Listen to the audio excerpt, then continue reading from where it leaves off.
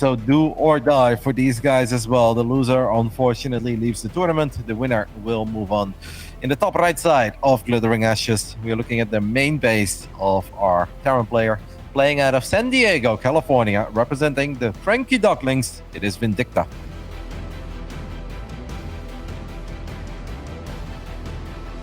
In the bottom left now, in the red, Canada's hot young talent for the super team. His name, Trigger.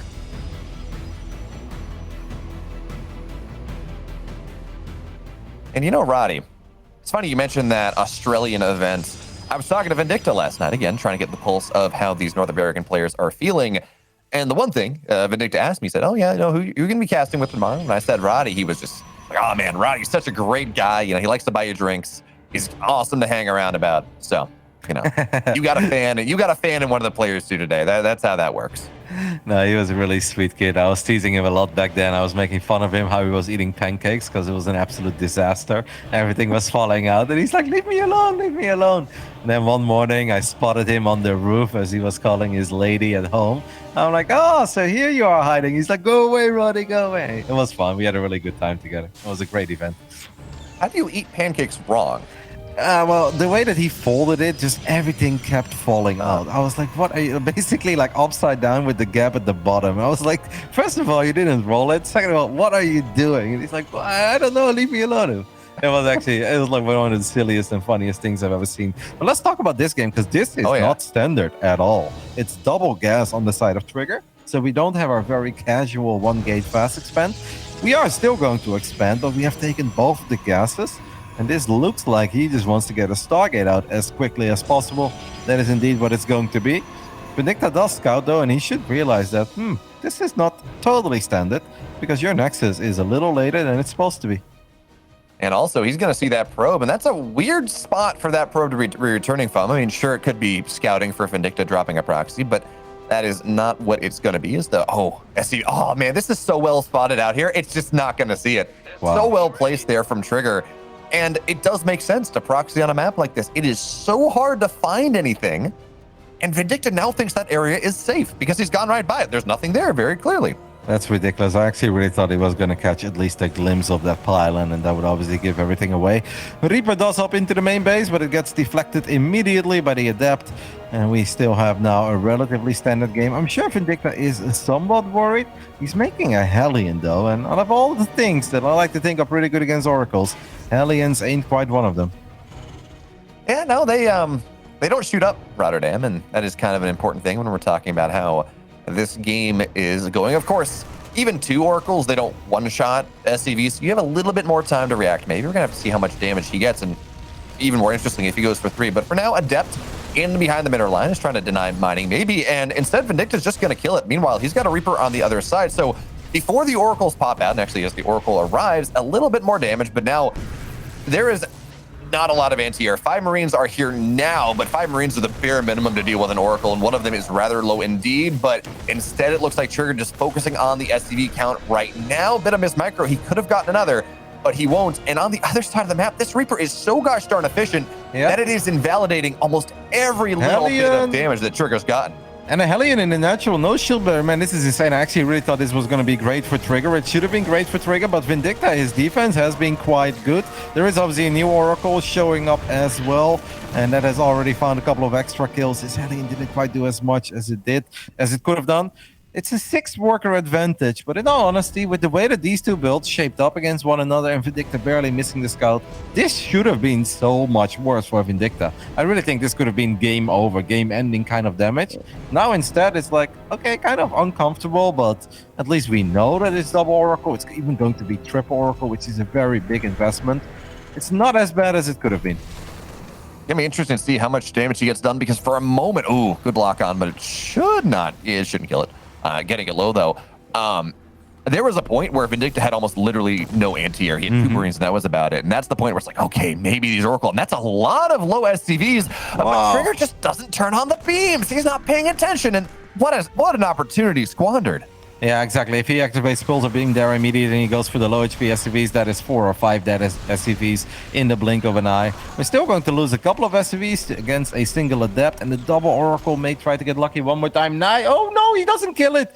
Vindicta moves the Cyclone there for a split second, so he breaks the lock-on as he just wants to be aggressive. I mean, this is some proper NA StarCraft. It's been wild, it's been crazy. There's definitely a lot of potential, but imagine if the Stalkers fire at this medevac as Trigger finds the Cyclone and the units of all the Marines still inside of the medevac.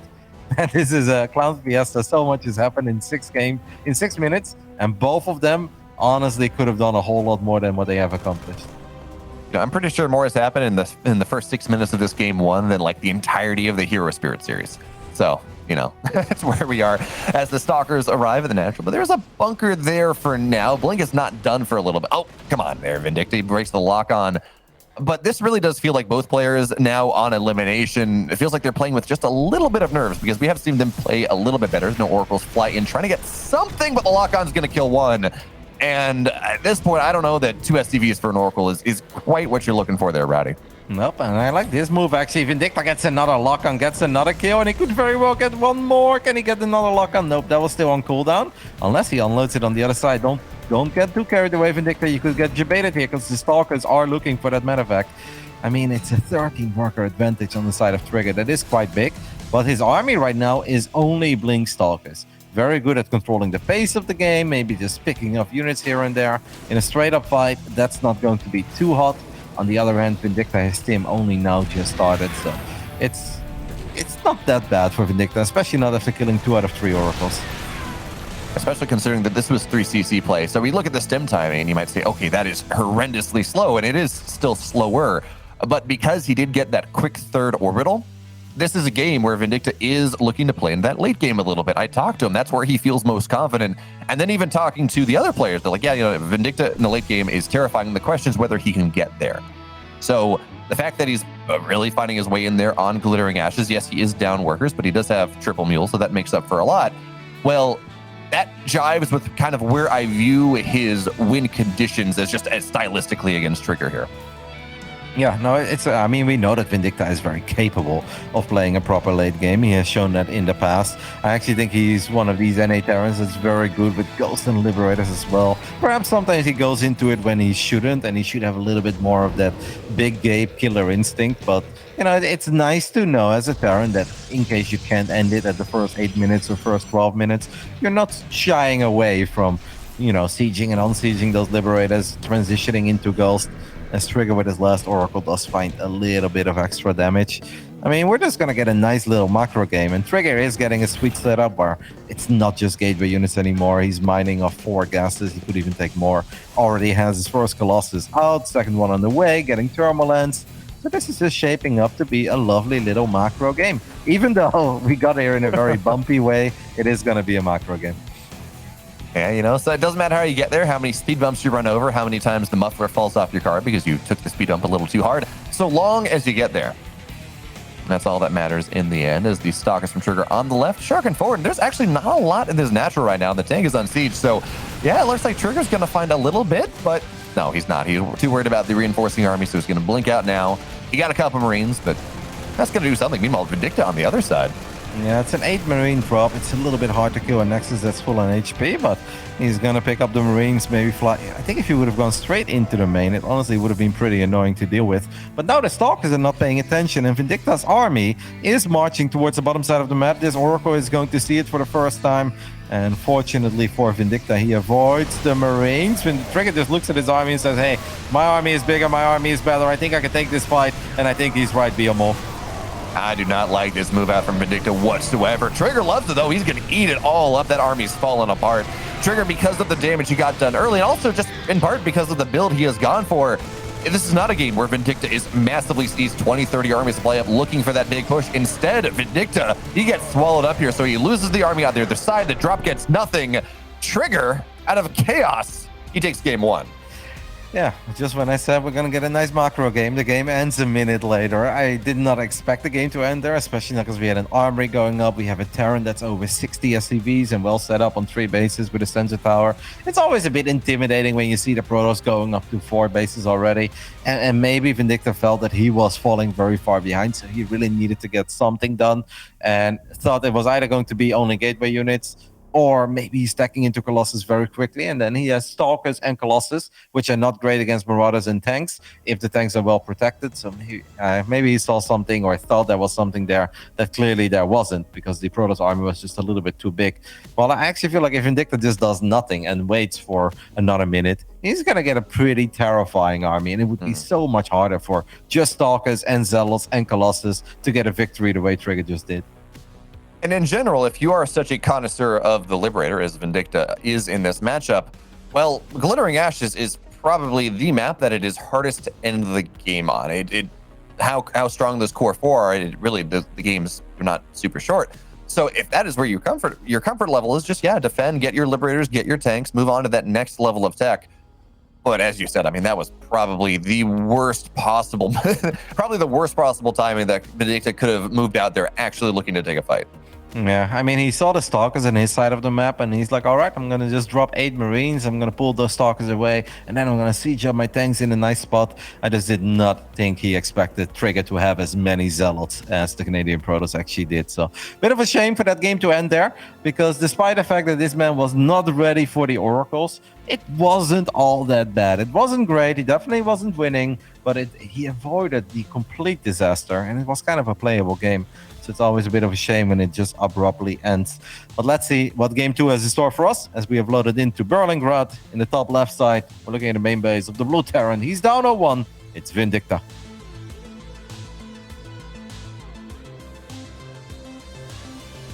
His opponent in the bottom right, up 1 now with oracles and all manner of shenanigans. He is Trigger.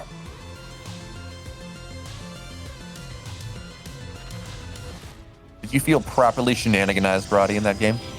I mean, it was NA StarCraft. It was definitely wild, hectic. I mean, Vindicta's unit control early game was really sexy. The way that he moved his Reaper, he kept it around for so long and found pretty much the same amount of kills as that first Oracle did. And I mean, you're losing your mind a little bit over the third Oracle, because if Trigger would have just activated Pulsar Beam immediately, he basically one-shots like 4 SCVs. Instead, he kind of waited, then Vindicta was able to react. So it was just a little clown fiesta is the best way to describe it, I'd say.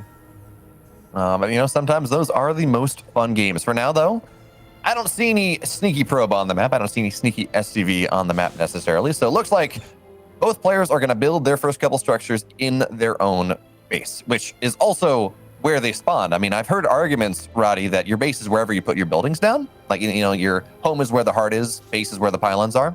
But the pylons are actually where we would normally consider a base this time. Mm-hmm.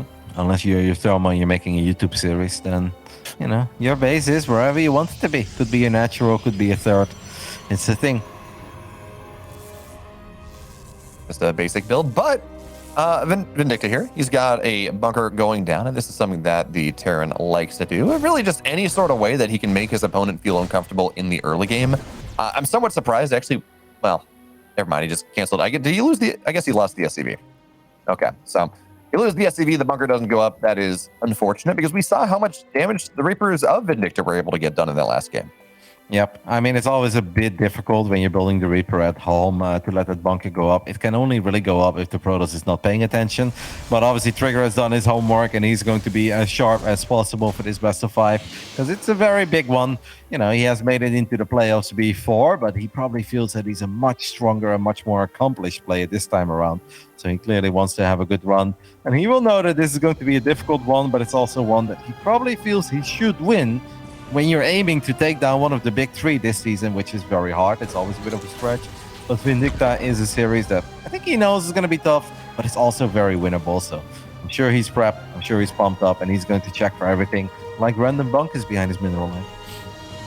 And that he is. Now, Vindicta going for Widowmine drops in this game. We're going to have to see. It's actually going to be interesting to see how hard he commits to it, because there's the whole gamut of Widowmine drops. You can get 2 Widowmines and just might not commit to it all that much. You can go to 4 and commit to it a little bit more, even without a reactor. But for now, Widow Mines are on the way. We're going to have medevac eventually as the Reaper dives into the main base. He's going to get a full scout, so he's going to say, okay, I see that your Twilight is researching, most likely not going to be DTs now, and the Adept in the Natural is actually going to go down here. Good micro here from Vindicta, knocks it out. Trigger gets a full scout of the fact that there are mules in the Natural. I think he probably wanted more from that Adept. Yeah, one thing that Vindicta did not see, though, is the Robo in the Natural. And that's kind of something you would like to confirm as well if you're donating your Reaper, especially if you're not getting any kills with the Reaper. Like last game, I said at one point, you know, it's not that bad because Vindicta was down 7 or 8 workers. This time around, he's down 10 workers and nothing crazy has happened. He didn't even dodge a bullet. Trigger just going up to 3 bases, and he's taking the triangle, which I don't want to say is like crazy, we never see this, but most of the time Protoss players actually prefer the base at 3 o'clock, so just to expand in a vertical way upwards. I wonder why he prefers the triangle setup. Yeah, it does make it harder to deal with Terran or drop harass in the mid to late game because, well, you have to go all the way around for most of your units, and the Terran can just go up and down the cliff and have some nice bunny hopping, but we're not there just yet. So for now, I mean, not that big of it. We're going to have to see how we go, but what am I drop coming in? And behind this, well, Vindicta, he loves his Liberators, so we will have some Liberator harass. Not quite timed up with this What Am I drop, but pretty soon thereafter. Now, Trigger is sending out most of his Stalkers. He feels that the window for Widowmine drops have passed, and one Stalker is left behind, and that one Stalker is actually kind of scaring away the medevac. That works out well for Trigger, because one Stalker would obviously not be enough. Scan goes down, we do pick up the ups, and now it's very important for Vindicta that he does not take any damage. But with the scan, he should have seen that quite a few Stalkers were on his side of the map. And this is where I kind of would love to see him commit with the Widowmine drop. But I also understand he's waiting, because if we take a look at the bottom left, there is a Liberator. So the Liberator is probably going to siege up in the main base. And while he's creating that pressure, that's where he's going to commit with the Widowmine drop too. He's pulling SCVs with this attempt to knock the Stalkers back, which is... I don't think he needed to do that, but that's going to be his choice right now. It will time out, so theoretically maybe Trigger was distracted, but now the Liberator flying into the main base, and probes pulled pretty immediately. Widowmine drop into the Natural. It looks like it's been triggered as... No, it's actually not doing anything. So Vindicta, you talk about maybe taking advantage of being able to do 3 things at once and make it hard for Trigger to defend. Well, he only did one thing, and that really didn't find much of anything. Nope. I mean, Trigger, his response in the main base was very quickly, immediately pulled the probes, wiped in a couple of Stalkers. And then I think Vindicta did clearly take a look at his medevac with the Widow Mines, and he's like, nah, there is an observer on top of me. I'm sure that he saw that, and there are still a couple of Stalkers waiting. So Trigger is just playing very solid, and he's getting himself in almost honestly a better spot than he was able to do last game. And that scares me a little, right? Because we saw how the last game ended. It ended at a moment where it really didn't have to end. This time around, I feel like Trigger is actually further ahead, and he's going to be with a better army as well. Oh, yeah, I agree. I guess the one thing we look to see, though, is Vindicta understand his power specs better. Because in that last game, he thought he had this great, big, powerful army. He runs into a bigger army from the Protoss and dies.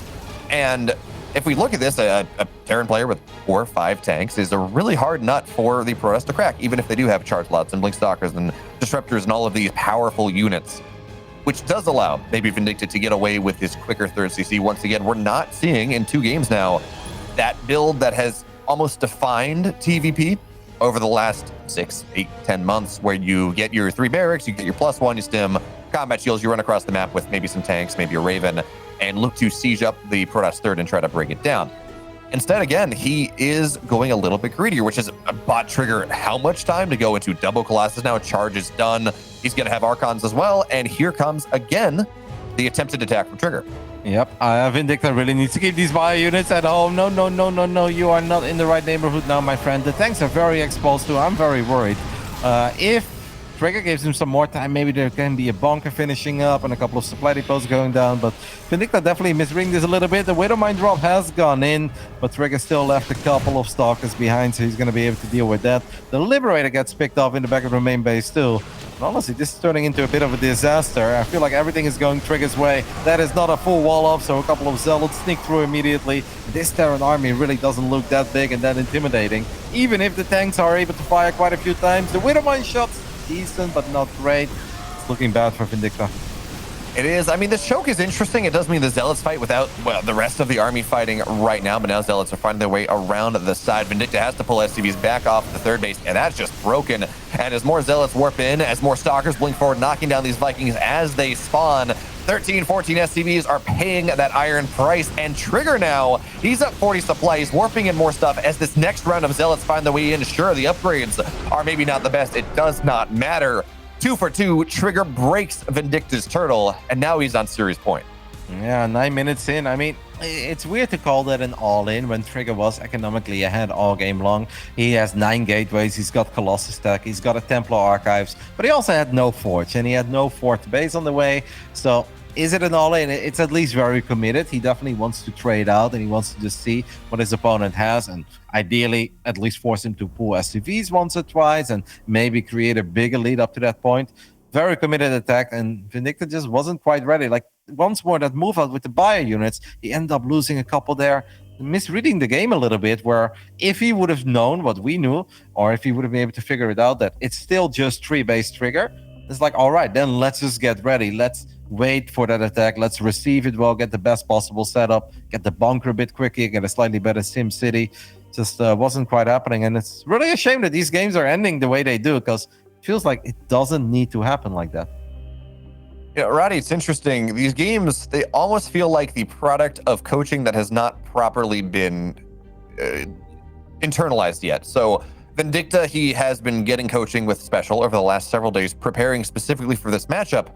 And one of the things they worked on was being more active in the mid game, because Vindicta, at least recently, has been known as this player who likes to camp a little bit, who likes to just turtle up in the late. So we're seeing Vindicta try to make these move outs in the mid game, and 2 times in a row, he's just been caught out. He's lost that part of his army, and then he has immediately died afterwards. So again, coaching that is maybe not properly internalized just yet.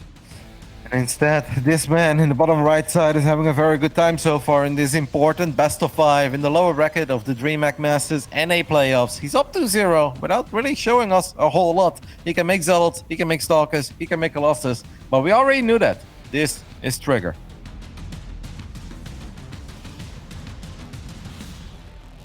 His opponent in the bottom left is backed against the wall, but he has experience with all kills before, folks. Give a quack, Vindicta.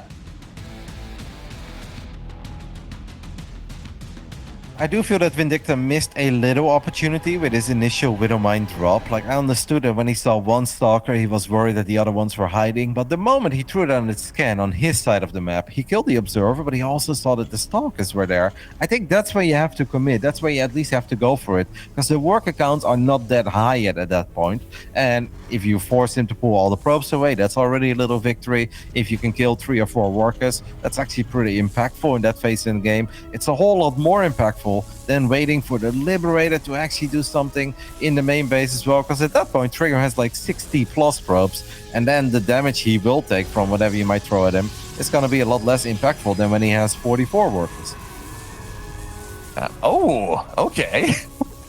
Vindicta going for the double eBay block because only 4 probes have been pulled, so he thinks maybe he'd make something happen, but of course the SCV now, it's pretty low, so it will die, but Vindicta goes back for just a little bit more HP.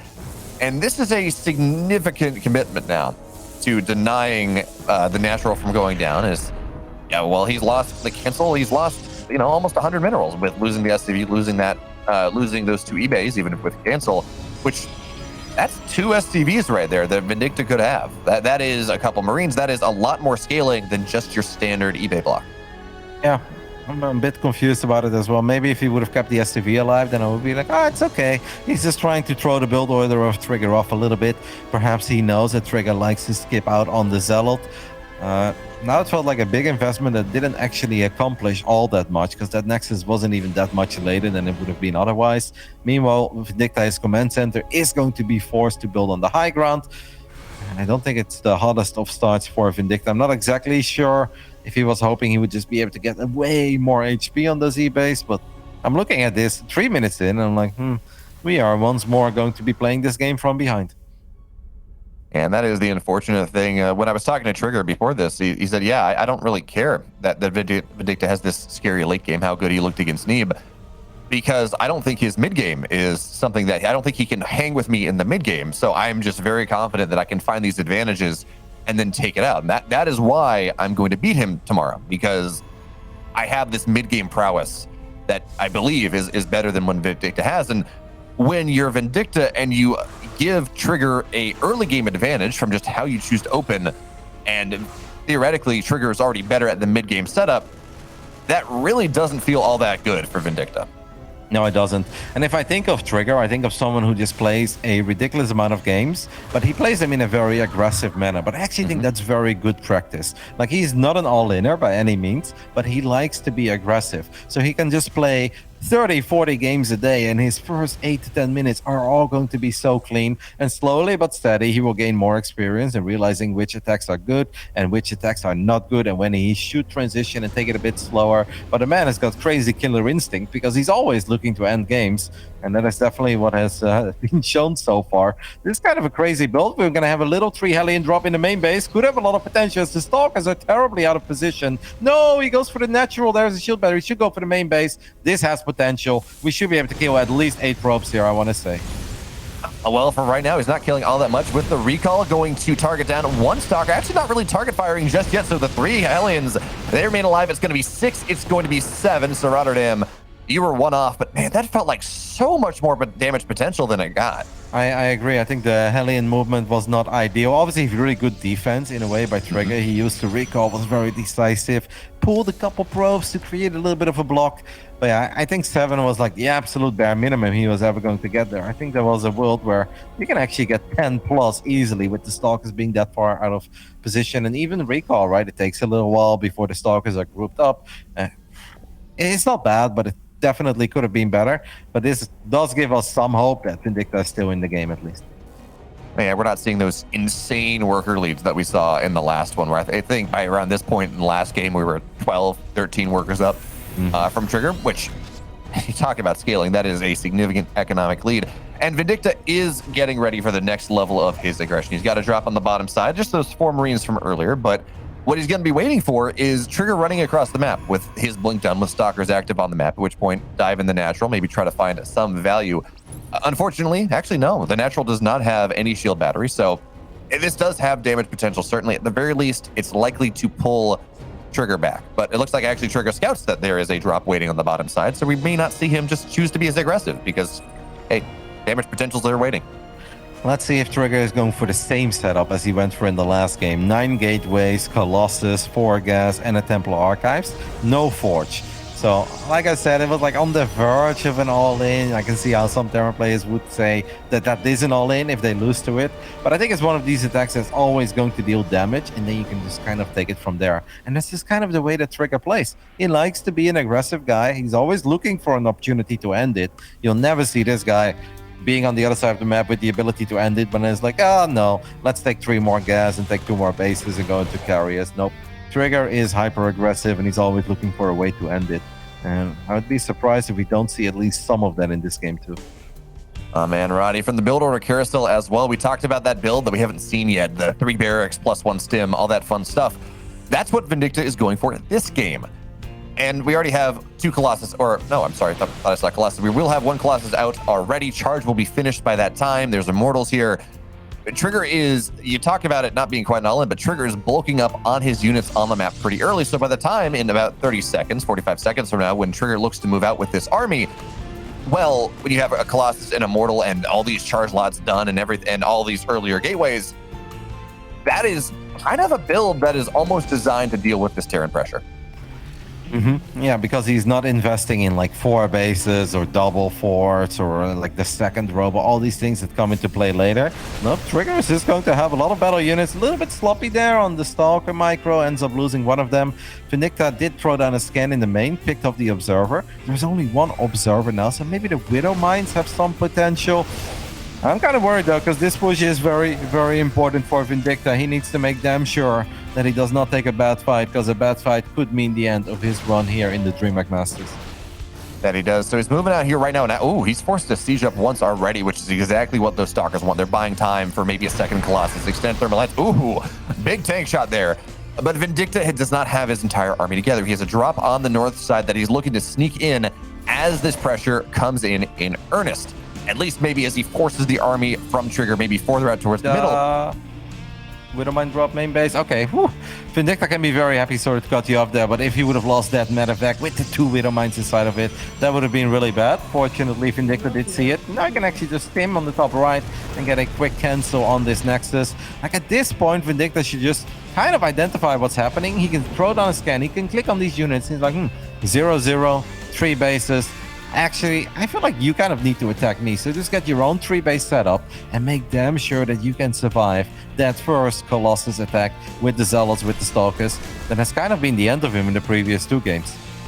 I really do like that read from Vindicta, understanding that he will not break his opponent. Trigger is committed too hard to that mid-game setup. So his 3rd base is now done. You talk about making sure that his opponent can defend or attack into him and so he doesn't get broken. Bunkers go down, but we are still seeing Vindicta be much more active on the map than we saw him be in a similar state in the group stage. I don't know whether that's the coaching, whether this is his game state, or just his idea about how he wants to play Trigger. But even in this game where he really all he has to do is defend and he'll be in a good spot, he is still being active on the map. He's still making sure he understands exactly where Trigger's army is and what he's doing. The Trigger, Double Forge is down. He's getting 1-1 upgrades and that 4th base. I think he's also kind of realized that Vindicta knows that he needs to attack, so he's not going to attack, so therefore it's going to work out. I think the Trigger is like, all right, maybe life is a little too good to make the same attack and the same army 3 games in a row. This time around, I'll try to macro my way out of it. Going up to 4 bases. The way that he plays, though, is in a way he's very safe as well, right? Because he doesn't make all these tech upgrades and investments very early, so he always has a lot of battle units. He is able to survive waves of attack if necessary. As this medevac is very low. Ooh, if he blinks forward again, he's in trouble. Hopefully he does not. Widowmine gets a decent connection there. Oh, trigger, not paying attention. Ends up losing 3 out of 5 Stalkers. I mean, these losses are starting to add up. And Vindicta is going to have a difficult game. That armory is a little bit late, by the way, with like, +1 is already done, +1 armor is done. It's kind of sad to see that armory only now going down. Well, ideally, you want to fire up those upgrades a bit quicker, but this time around, I'm going to knock it off, but I think we have a macro game on our hands, Beelmo. Okay, so the game is ending in 30 seconds. Got it, Roddy. Thank you so much, ruining my hopes and dreams here. Please don't. If that's the case, then I'm going to have some internet issues too for the final series. Just hail coming down. Well, I will point, the armory is late. You're correct. But what it does time out with is the second eBay going down. So at least 2-2 is going to be started at the same time. We're looking for silver linings there. And certainly for now, Vindicta, he's taking the 4th piece at the gold. Maybe a bit gutsy to take it on location. And we saw a game Vindicta played in the group stage, I believe, where he got himself up to 3-4 bases and he kept just trying to take the gutsy extra planetary or extra command center, just kept dying over and over again. And then he died because he just never built the base that wanted to move. But here we are, army moving forward a little bit. Widowmine shots don't get all that much. Drop on the north side, gets 5 workers, but it will be picked off here. So Vindicta just saying with the time remaining, let me target down some workers. But how many Vikings do we have on that map? 6. Okay, that's roughly where we want to be. He wants to maybe add a couple more. But yeah, you're right, Roddy. It's looking like this game shouldn't end too quickly as I say that disruptor shots. Gotta be careful when you make statements like that.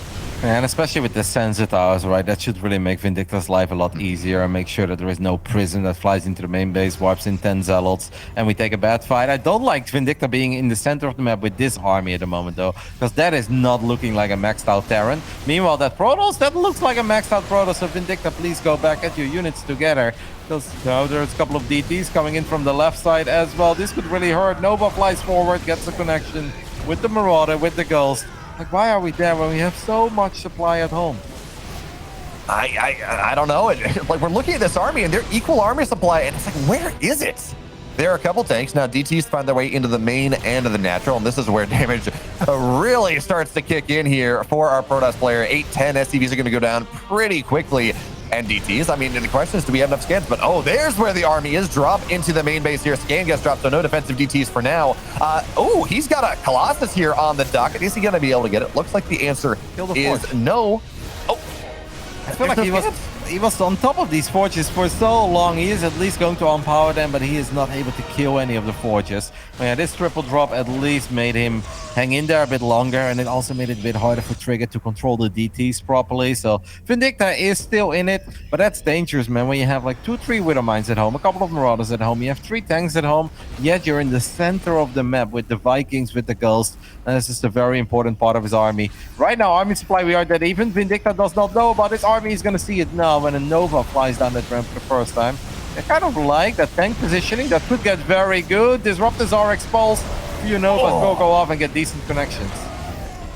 Those were some big balls right there, getting massive shots, certainly making themselves worth their weight in, I don't know, gas, whatever it is, Nerazine, Tetrazine. There we go. But now Trigger sieging up this gold base position, and Colossus are an excellent choice to make sure that your Terran opponent cannot mine from that one.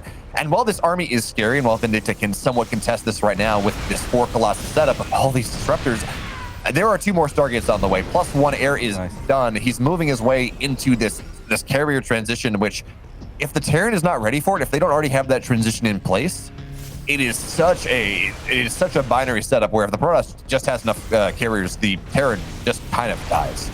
Yeah, Vindicta definitely has a strong last minute as the double drop is heading towards the main base once more. Those forges have just started 3-3, but picking them up would be nice. We do have that carrier transition on the way, and that is terrifying. Maybe this drop can kind of reveal it. He's going to pick up all these units against just 5 Zealots. Not totally sure if that was necessary. I think with a bit of kiting, we would have been able to take care of it. Maybe we can land an EMP as the Marauders are in the front. I do feel that Vindicta should win this fight. And Trigger is going to be forced to respect this drop because there is plenty of bio left over. Does he see the Stargates building these carriers? He hasn't seen it yet. That there is, but he's going to drop his way into the main base once again. And even if you don't see the Stargates, Roddy, the fact that there's a Chrono on the Cybercore really should tell you everything you need to know about where Trigger is going into this game. Meanwhile, Stalkers on the other side, they're going to be a little bit annoying, but Vindicta should have plenty there. Although, you don't want to lose those Liberators. They're not the cheapest things. Stalkers, though, blink at top of a planetary does mean that they do explode rather quickly. But Roddy, I'm with you. That drop from Vindicta was on top of those forges for so long, and the fact that 3-3 is still going pretty much where he wants it to be, it does feel like that's a bit of a misstep coming in from our Terran player. Especially because it was just a couple Zealots, right? With all the bio units unloaded already, we had Marauders that could tank those Zealots for a split second as Vindicta runs into that army, lands a nice EMP, and now he's going to just kind of try to bait Trigger to run into his tanks. Viking a little bit misrally, does not get picked off. Widow Mine, she's got a decent connection there, very well done. Because a lot of these Protoss units are low on HP. Vindicta's going to try to hang in there. Do we have the right amount of Vikings to deal with these carriers, though? At the moment, I would say the answer is no. Now, sometimes Marines can be excellent, but it's really important that their positioning is top tier. It needs to be perfect, away from the Colossus, but within range to protect all the important units to gun down those interceptors. Yeah, I've talked to Vindicta about this a little bit. The idea that you get 8 Liberators and that one shots interceptors and it's worth it. And he says, yes, it is. Other pros say, no, it is not. But that appears to be the path that Vindicta is going for in this game because he knows carriers exist now. And we're not really seeing all that many more Vikings get added on in. So we're going to have to see whether that idea, that style of play against the carriers is going to work out for him here. Because for now, he's going to siege up, Stalkers run forward, and they don't really get all that much. Now, of course, it's more difficult for the Disruptors to get anything done at this point because, well, ranged Liberators massively outrange them. They die if they look to engage. Vindicta, though, he's found some room on the other side of the map. Once again, he's found the forges. He's going to target him down. But at this point, there's nothing to upgrade. They're not doing anything, so even if he does that, it's not quite as impactful as it would have been a couple minutes ago. Yep, nice little drop. Does see another carrier. I mean, the carrier count is pretty outrageous at this point. We're looking at 7 carriers with +2 air weapons. Nice movement there with the Blink Stalkers. Finds both medevacs. Takes out. The armies are going to clash in the center of the map. I don't think this is a very good fight for Vindicta at all, as, I mean, the Vikings are just derping. They're trying to gun down interceptors, but that is not what Vikings are for. And at least from the ground army, there isn't too much left, but there is not enough anti-air here on the side of Trigger. I mean, you mentioned the Liberators. Uthermal says Liberators against carriers is a meme. That's something that works in the unit tester, but it doesn't actually work in-game. It's a Reddit theory, but it does not apply to Pro StarCraft. And well, in that fight, I didn't really see the Liberators have any impact at all.